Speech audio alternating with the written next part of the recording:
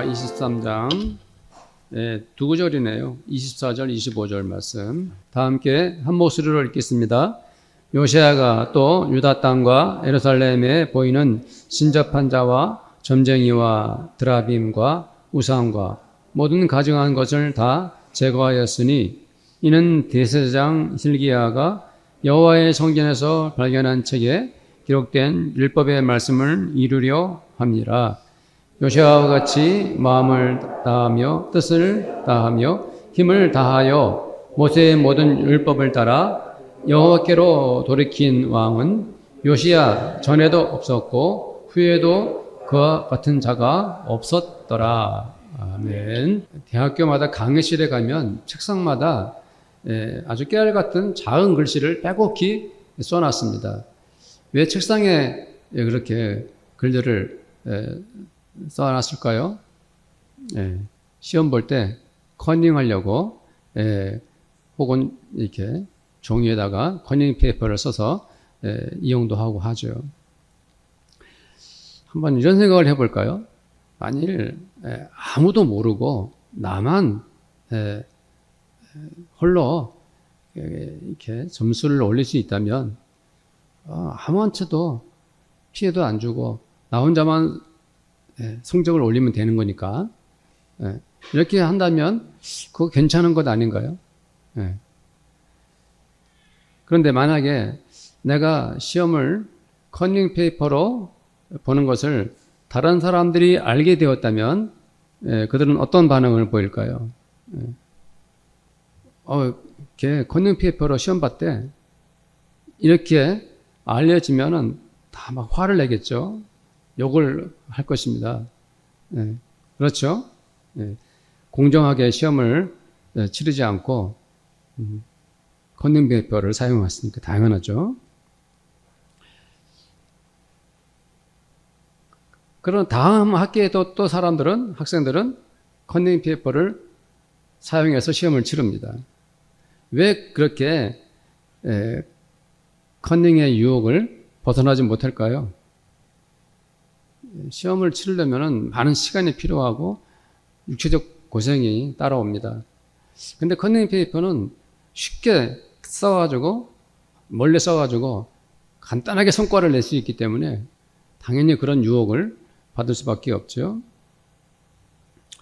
우리 성도들도 혹시 사회생활을 하면서 이렇게 잘못된 방법으로 쉽게 결과를 내고 싶은 유혹을 경험하고 있지 않습니까? 만족스러운 결과를 내기 위해서 그 과정이 어떻든 상관하지 않고 한번 해보고 싶다 하는 그런 시험을 겪어봤습니까? 제가 설교 전에 이런 예를 드는 것은 다 이유가 있습니다. 자, 오늘 말씀으로 돌아가 보겠습니다. 지난 주일에 이어서 오늘도 우리가 요시야 왕에 대해서 말씀을 전합니다. 성전을 수리하고 성전에서 찾은 율법책으로 신앙의 개혁을 시작한 그 요시야가 오늘도 등장을 합니다. 요시야는 멈추지 않고 계속해서 신앙 개혁을 하고 있습니다.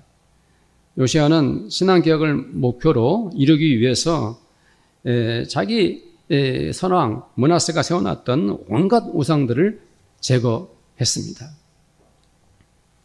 요시야 왕은 왜 그 우상들을 없앴을까요?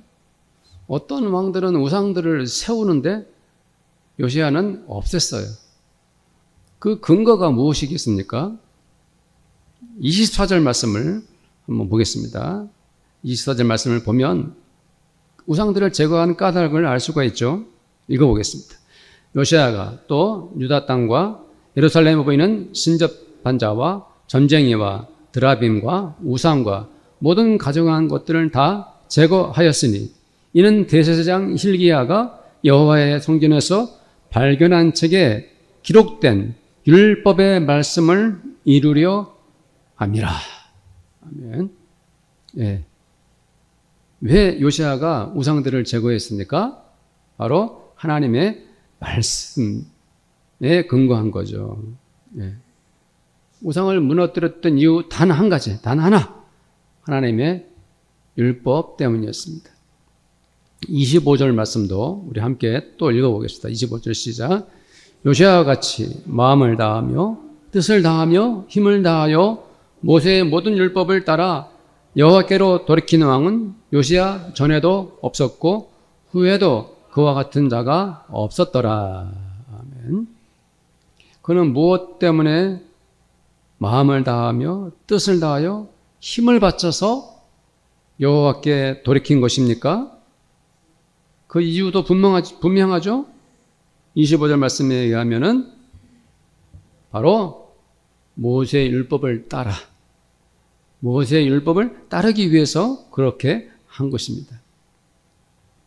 하나님은 그를 전무후무한 왕이라고 칭찬하셨습니다. 그렇습니다. 요시아 왕은 훌륭하다고 마땅히 평가받아야만 합니다. 평가받아야 마땅합니다. 왜냐하면 그가 생각하는 것, 그가 마음에 품은 것, 그가 행동하는 것, 그가 실천했던 것, 그 모든 것들이 무엇에 바탕을 두었습니까? 하나님의 말씀에 바탕을 두었기 때문입니다. 그래서 우리가 그를 칭찬하는 거예요. 그를 향해 박수를 치는 것입니다. 그러나 요시아 왕의 일대기를 보면 그가 생의 마지막 순간을 맞이할 때 우리는 충격을 받습니다. 어떤 충격입니까? 요시아 왕이 평생토록 하나님의 영광을 위해서 신앙개혁을 했던 왕인데 그는 이집트 왕과 맞서 싸우다가 전사를 하고 말았기 때문입니다. 좀 충격적이죠. 그렇게 훌륭한 왕이 어떻게 전쟁에서 나가서 죽었을까? 29절 말씀을 우리 안 읽었지만 모니터를 보면서 읽어도 되고 성경책을 봐도 됩니다. 29절 말씀 읽겠습니다. 요시야 당시에 애굽의 왕 바로 느고가 아수르 왕을 치고자 하여 유브라데 강으로 올라가므로 요시야 왕이 맞서 나갔더니 애굽 왕이 요시야를 무깃도에서 만났을 때에 죽인지라. 그가 무깃도에서 이집트 왕에게 애굽 왕에게 죽을 때 나이가 몇 살이었습니까? 불과 39살이었습니다. 요시야는 8살의 왕이 되었어요. 어린 나이에. 31년 동안 신앙개혁에 매진했던 왕입니다. 그런데 이 요시야가 31년 만에, 왕이 된 지 31년 만에 이집트 군대와 맞서 싸우다가 전쟁에서 전사를 한 것입니다. 하나님은 무엇 때문에 요시야를 그토록 일찍 죽도록 하셨을까요? 사실 저는 옛날부터 요시야가 이렇게 빨리 죽는 것에 대해서 늘 충격을 받았어요. 아는 사실인데도 이번에도 저도 다시 말씀을 보면서 충격을 받아요. 하나님은 그렇게 하나님이 요시야를 칭찬해 놓으셔놓고 온갖 우상들을 앞장서서 제거했던 요시야였는데 왜 하나님은 그 전쟁에서 승리하도록 하시지 않으셨을까? 항상 질문을 던지는 거예요. 그가 전쟁에서 승리했다면 더 오래 살면서 유다 민족을 올바로 이끌고 갔었을 것인데 그러나 저도 그 이유는 모릅니다. 왜 하나님께서 그리 하셨는지. 우리는 이 시간에 요시야 왕의 죽음에 대해서 생각을 해봐야 합니다. 자, 우리들의 그 상식적인 생각은 뭐냐면은 아무리 사람이 평생 잘 살았다 할지라도 39에 죽었다. 그것만으로 보면은 참 불행해 보이죠. 너무 빨리 죽었으니까. 그럼 우리도 이 요시야 왕에 대해서 그렇게 말할 수 있겠습니까? 요시야 왕도 39살에 죽었으니까 결국 그는 불행한 사람이 아니었느냐라고. 성도님들, 요시야 왕에게 있어서 중요한 것은 무엇입니까? 바로 그가 언제 죽었느냐 혹은 어떻게 죽었느냐 하는 것이 중요한 것이 아니라 그에게 더욱 중요한 것은 그가 평생토록 어떤 인생을 살아왔느냐 하는 것이죠. 지난 8월 15일은 광복절입니다. 36년간의 일제강점기에 얼마나 많은 대한민국의 국민들이, 애국자들이 일본의 칼, 총에 죽어갔습니까? 안중근, 윤봉길, 유관순 같은 분들은 젊은 나이에 사형장의 이슬로 사라졌습니다. 6.25 한국전쟁에서는 남북의 젊은이들이 얼마나 많이 죽어갔습니까? 단지 자기 나라를 지키려다가 목숨을 잃은 거죠. 불과 20대, 심지어 10대의 젊은이들이 죽어갔어요. 나병 환자를 위해서 평생 헌신했던 손영헌 목사님 잘 아시죠? 6.25 한국전쟁이 일어나가지고 다들 피난 갈 때 그분은 피난을 가지 않았어요. 이유 단 하나. 거기에 있는 형제 자매들을 지키기 위해서. 그래서 피난 갔으면 살았을 목숨을, 인민군들에게 목숨을 잃었습니다. 어떤 한 사람이 마지막 죽는 순간까지 그가 어떻게 죽었느냐 하는 그것이 문제가 아니라 그 사람이 그동안 어떤 인생을 살아왔느냐, 그것이 더 중요한 것입니다. 요시야가 겨우 39세에 죽었다고 그가 불행한 것입니까?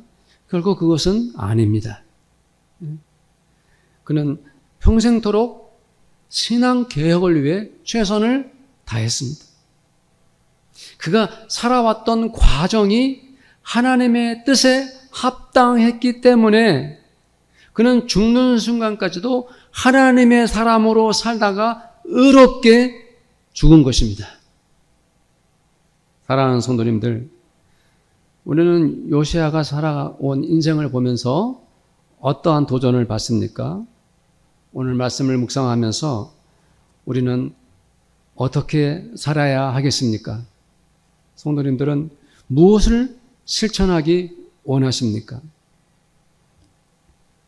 사실 이 시대에 가장 심각한 문제가 있습니다.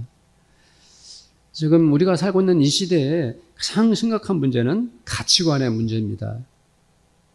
무엇이 옳은 것인지, 무엇이 그른 것인지 그것을 판단하는 기준이 잘못되어 가고 있습니다. 그 대표적인 것이 바로 무엇입니까? 결과만 좋으면 되지 과정은 잘못돼도 괜찮다는 생각을 가지고 사람들이 살아갑니다. 돈을 버는 것이 목표이면 수단과 방법을 안 가리고 부를 쌓으면 되는 것입니다. 이것이 생각이에요. 가치관이에요. 그래서 얼마든지 주가 조작을 해도 되는 것이죠. 물건을 팔 때 가격을 부풀리거나 유통 과정을 왜곡시켜가지고 부당한 이득을 취하는 세력들이 있습니다. 실업수당을 불법적으로 받고 불법 전세 계약서를 쓰고 온갖 잘못된 방법으로 사람들은 그 과정을 거쳐서 자기가 이루고자 하는 목표를 이루어내는 거죠. 문제는 우리 기독교인들도 그런 가치관에 물들어 있다는 것입니다. 교회를 다니는 일부 그리스도인들도 불법적인 일에 그 발을 들이고 살아갑니다. 왜 하나님을 믿는 사람들도 일반 사회인들이 저지르는 거짓 행동에 동조를 할까요? 그 이유가 뭘까요? 저는 생각해 봤는데요.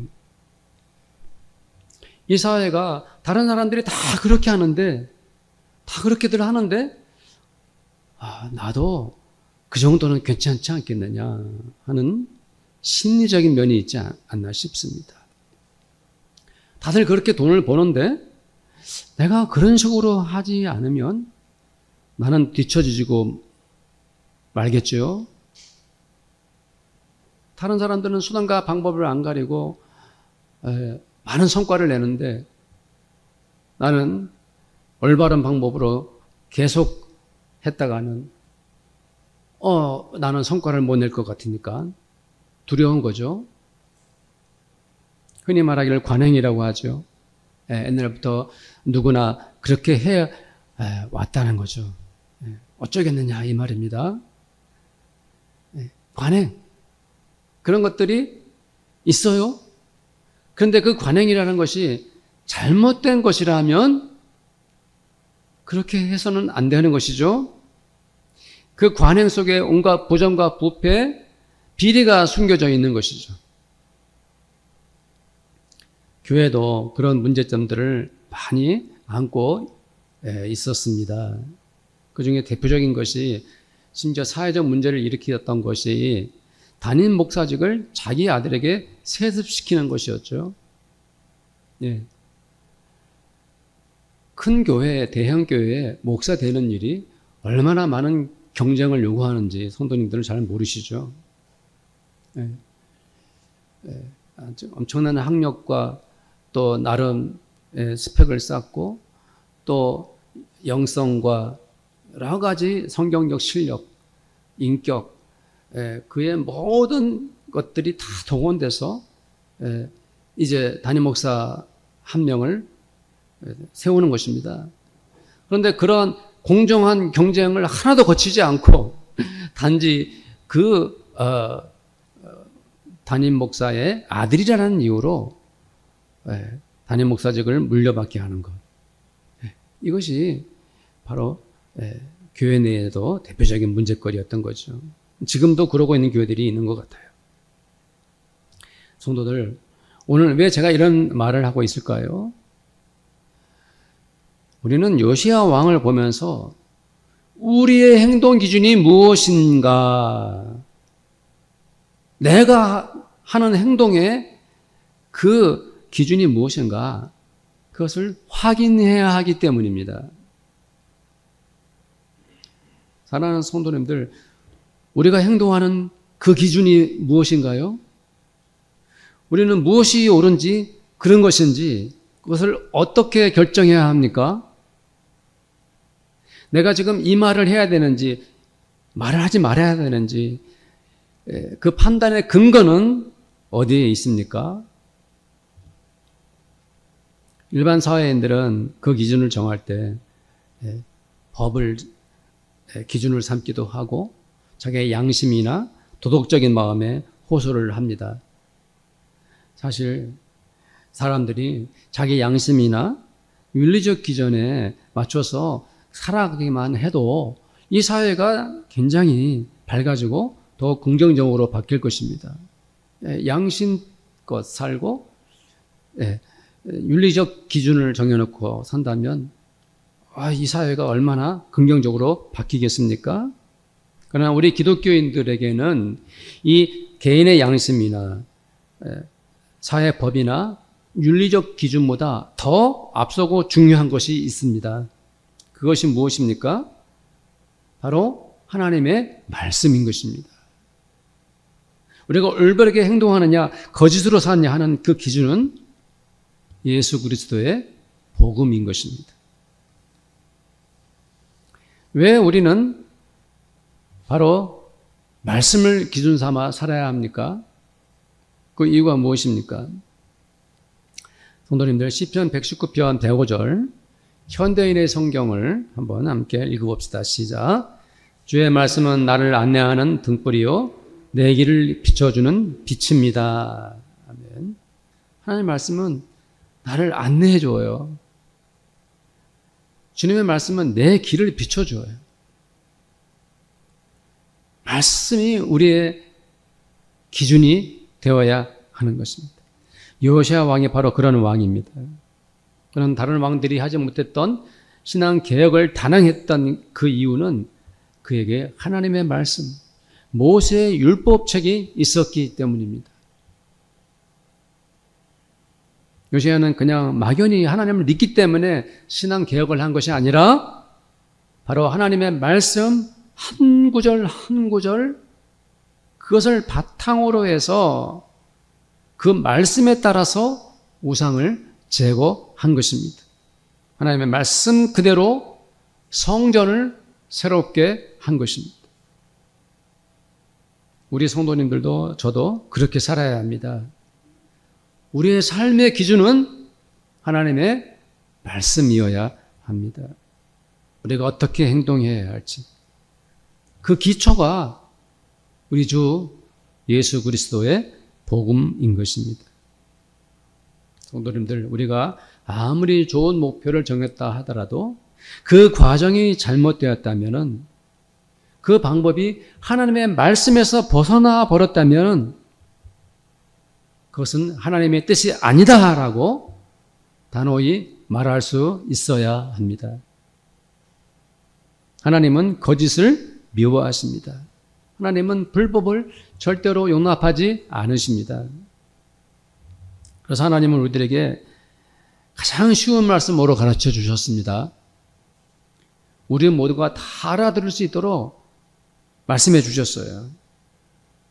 하나님이 말씀해 놓으셨는데 그 말씀이 너무 어려워서 몰라서 실천하지 못했습니다 라고 핑계대지 못하도록 하나님은 그렇게 우리에게 알려주셨어요. 잠언서 20장 23절 말씀 읽어봅니다. 시작. 한결같지 않는 저울추는 여호와께서 미워하시는 것이요 속이는 저울은 좋지 못한 것이니라. 신명기 25장 15절 말씀도 읽어봅니다. 오직 온전하고 공정한 저울추를 두며 온전하고 공정한 궤를 둘 것이라. 그리하면 내 하나님 여호와께서 내게 주시는 땅에서 내 날이 길리라. 잠언서 19장 9절 말씀도 함께 읽어봅니다. 거짓 증인은 벌을 면하지 못할 것이요 거짓말을 맺는 자는 망할 것이니라. 아모스 5장 24절 말씀도 함께 읽겠습니다. 오직 정의를 물같이 공의를 마르지 않는 강같이 흐르게 할지어다. 아멘. 우리가 흔히 쓰는 말 중에 글쎄요라는 말이 있죠. 글쎄요. 저도 글쎄요라고 무심코 자주 말합니다. 제가 성도님들에게 여쭈어볼 때 성도님 어제 성경을 읽으셨나요? 글쎄요. 네. 성도님 요즘 누군가를 진심으로 사랑해 보셨나요? 글쎄요. 성도님 최근에 혹시 거짓말하지 않았습니까? 글쎄요. 이 글쎄요 이 말은 매우 어중간한 말입니다. 글쎄요 이 말은 듣는 사람이나 말하는 사람이나 다 애매하기 그지없습니다.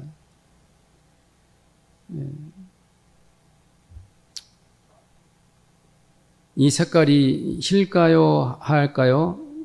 힐까요, 검을까요? 물어보면 얘는 별로 마음에 들지 않는 색깔인데 글쎄요, 흰 것 같지도 않고 검은 것 같지도 않아요. 그럼 그런 색은 주로 무슨 색깔이라고 생각되어집니까? 회색 정도나 될까요? 예수님은 우리들에게 확실하고 분명한 대답을 하라고 이렇게 말씀해 주셨어요. 마태복음 5장 37절입니다. 한번 현대인의 성경, 오늘 현대인의 성경을 많이 보게 되네요. 읽어봅시다. 너희는 그저 예할 것은 예하고 아니요 할 것은 아니요라고만 말하여라. 그 이상의 말은 악에서 나오는 것이다. 아멘. 분명하죠. 예라는 것도 분명하고 아니요라는 것도 분명합니다. 그러나 우리가 말씀대로 살려고 한다면 많은 어려움의 현실에 부닥치게 됩니다.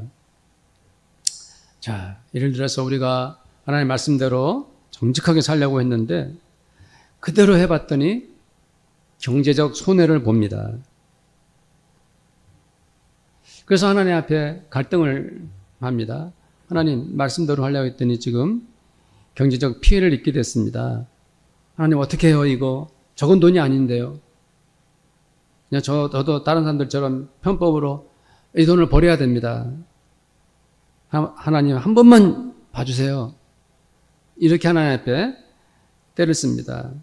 그래서 하나님께서 그래 네가 애를 쓰고 노력하니까 그래 이번만 내가 봐줄게. 다음부터는 순종해야 돼. 알았지? 자 지금 그 돈 챙겨라 하고 하나님께서 말씀하실까요? 답은 분명합니다. 내가 손해를 보더라도 우리는 하나님의 말씀대로 행동해야 하는 것입니다. 성도님들이 이런 말씀을 듣게 되면은, 이 정도 되면은, 마음이 힘들어질 수 있습니다. 정 목사는 사회생활도 안 했잖아요. 정 목사는 직장생활도 안 하면서 사람들 사이에서, 부대껴 보지도 않고서, 돈 문제가 왔다 갔다 할 때, 정 목사, 그거, 어떻게 경험해 봤어? 그런 것도 안 해보고서, 너무 이론적으로 말하는 것 아닌가. 너무 비현실적이다. 라고 성도들이 저에게 질문할 수도 있습니다.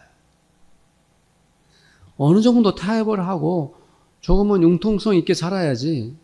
너무 율법적 잣대를 내세우는 것이 아니냐라고 생각할 수도 있는 것이죠.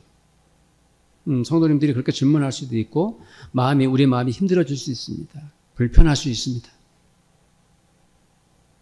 그러나 우리가 하나님의 말씀대로 살아야 하는 가장 큰 이유가 있습니다. 25절 말씀을 다시 보면은 요시아가 어떤 사람이었냐 하면은 마음을 다하여 뜻을 다하여 힘을 다하여 모세의 모든 율법을 따라 여호와께로 돌이킨 왕이었어요. 그래요, 안 그래요? 그렇죠. 요시아는 자기의 모든 것을 바쳐 여호와께로 돌이킨 사람이었습니다. 그것은 바로 그가 하나님의 영광을 위해 말씀을 지키고 말씀에 순종한 것입니다. 우리가 살아가는 기준이 말씀이어야 하는 이유는 그것은 바로 하나님께 우리의 마음과 뜻과 힘을 다하여 우리의 전 인격을 여호와께로 돌이키기 위한 거예요. 그것은 바로 우리가 하나님의 영광을 위해 살겠습니다 하는 신앙 고백인 거예요. 그렇기 때문에 우리가 때로는 손해를 보거나 억울한 일을 당한다 할지라도 오직 주의 말씀대로 살기로 결단하는 그 이유는 내 인생의 모든 것들이, 내가 존재하는 그 모든 것들이, 내가 살고 있는 모든 삶의 전 영역이 하나님의 영광을 위해 존재하기 때문입니다. 사랑하는 성도님들, 우리 모두 하나님 아버지 앞에서 마음 다해 뜻을 바쳐서 하나님의 영광을 위해서 하나님의 말씀대로 삽시다.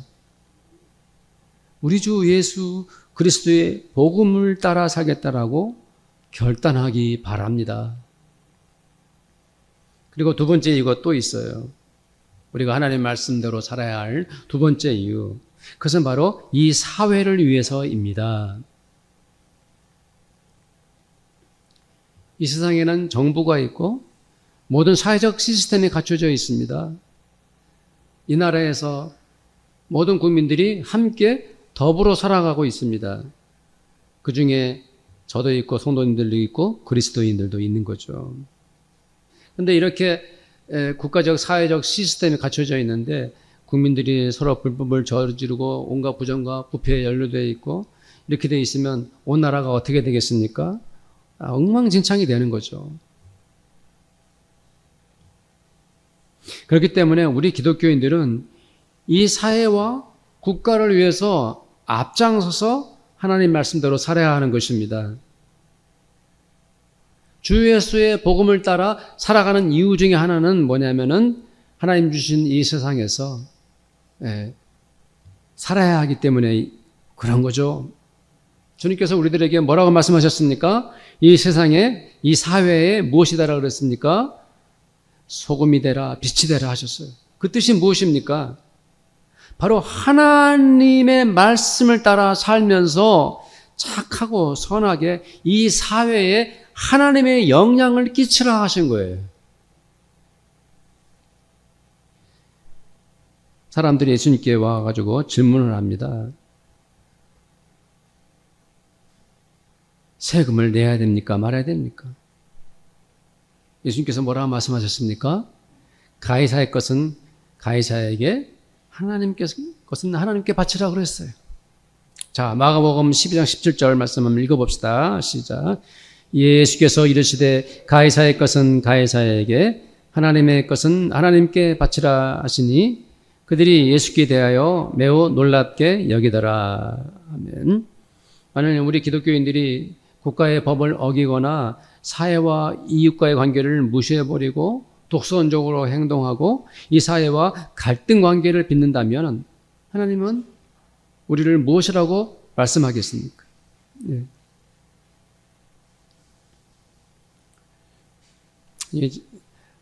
우스운 얘기지만은 자동차 그 뒷면에다가 물고기 표시를 하신 분들이 기독교인들이거든요. 거기 나는 그리스도인입니다 하고 표시하고 다니는데 또 뒤에다가 아기가 타고 있습니다 하고 차를 좀 조심해서 운전하라고 하는데 그런 차들이 막 아무렇게나 운전하고 불법으로 운전하면 속에서 열불이 나요. 저 예수 표시, 저 물고기 표시라도 버리지 그런 생각이 들어요.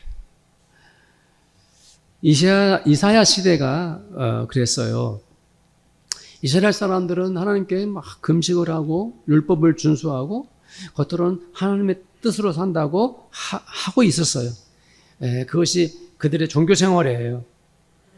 근데 이사야 선지자가 봤을 때는 사실은 그들은 종교 생활을 하면서도 가난한 사람들의 노동력을 착취하고 억울한 사람들을 감옥에 넣고 괴롭히면서 이 사회적 시스템 속에서 불법을 저지르고 사는 거예요. 그래서 이사야서 58장 6절 7절 말씀에 이사야가 그들에게 이렇게 말하고 있지 않습니까? 한번 읽어봅시다. 하나님께서 주신 말씀이에요. 시작. 내가 기뻐하는 금식은 흉악의 결박을 풀어주며 멍에의 줄을 끌어주며 압제당하는 자를 자유하게 하며 모든 멍에를 끊는 것이 아니겠느냐. 또 줄인 자에게 내 양식을 나누어 주며 유리하는 빈민을 집에 들이며 헐벗은 자를 보면 입히며 또 내 권력을 피하여 스스로 숨지 아니하는 것이 아니겠느냐. 아멘. 이 사람들은 금식은 하면서도 이런 것들은 안 했던 것이고요. 불법을 저리며 많은 사람들을 착취했던 것입니다. 우리는 하나님의 말씀대로 이 나라에서 살아갈 때 그것이 바로 하나님 나라를 넓혀가는 신앙 행위인 것이에요. 하나님의 나라가 이 세상 가운데서 그리스도인들을 통해서 이루어지는 거예요. 그래서 예수님께서 말씀하셨잖아요. 천국이 가까웠다. 하나님 나라가 너희들 가운데 있다. 네. 우리 성도님들이 이 세상 가운데서, 이 사회 가운데서 하나님의 말씀대로 살며 이 사회를 하나님의 나라로 확장시켜 나가기를 축복합니다. 마지막으로 하나님의 말씀대로 살아갈 세 번째 이유가 또 있습니다. 네. 마지막으로 그것은 바로 나 자신을 위해서입니다. 예. 하나님은 우리들에게 자, 말씀을 따라 살아라라고 말씀해 주시죠. 복음을 듣고 행하라. 일관되게 가르쳐 주셨습니다. 그 모든 명령과 말씀의 끝에는 하나님께서 이유가 있어요. 우리들에게 나에게 은혜를 주시려고. 예. 또 이 세상을 살아가는 우리들에게 이 세상을 살아갈 수 있도록 복을 주시려고 하나님께서 우리들에게 계속 명령하시는 거예요. 말씀을 따라 살아라. 도대체 하나님의 말씀을 따라 살았고 우리 주 예수의 복음에 순종했는데도 불구하고 복을 못 받는 기독교인이 있습니까? 없습니까? 아무도 없어요. 하나님의 말씀을 따라 살고 복음에 순종하면 반드시 복을 받게 되어 있어요. 그러나 사랑하는 성도님들, 우리는 복을 받기 위해서 순종하는 것 아닙니다. 복을 받기 위해서 말씀대로 사는 것이 결코 아니에요. 복이라는 것은 내가 받고자 해서 받아내는 것이 아니에요. 복은 하나님께서 주시는 거예요. 예. 복은 하나님의 주권이고 하나님의 뜻에 따라서 우리에게 주시는 거예요. 그러니까 너무 1차원적인 기도를 하면 안 돼요. 하나님 복을 달라고 먼저 기도하지 마시고요. 하나님 말씀대로 순종하겠습니다. 하나님의 말씀을 따라 살겠습니다. 이렇게 결단하면 하나님께서 자연스럽게 네가 하나님의 말씀대로 살고 복음에 순종했더니 너에게 복이 임하는구나 하고 하나님께서 주셨다라고 나중에 간증할 수 있는 것이지 복은 내가 억지로 받는 것이 아닙니다. 그러나 하나님은 그렇게 말씀에 순종하고 복음에 따라 사는 성도에게 반드시 복을 주신다는 것을 믿으시기를 축복합니다. 저는 오늘 성도님들과 말씀을 마치면서 좀 특별히 색다르게 말씀을 마치고 싶어요. 어색하고 성도님들이 힘들지 모르지만 저를 따라 하시면 됩니다. 저를 따라해 보세요. 단문이니까 따라하기 쉽습니다. 몇 가지 내용이 있습니다. 자, 제가 지금 말씀드리면 따라하시면 됩니다. 큰 소리로 따라하세요. 머뭇거리지 말고. 나는 말씀에 근거하여 행동하겠습니다. 나는 말씀에 따라 실천하겠습니다. 나는 하나님의 영광을 위해 말씀으로 살겠습니다. 나는 이 사회와 이웃을 위해 하나님의 말씀으로 순종하겠습니다.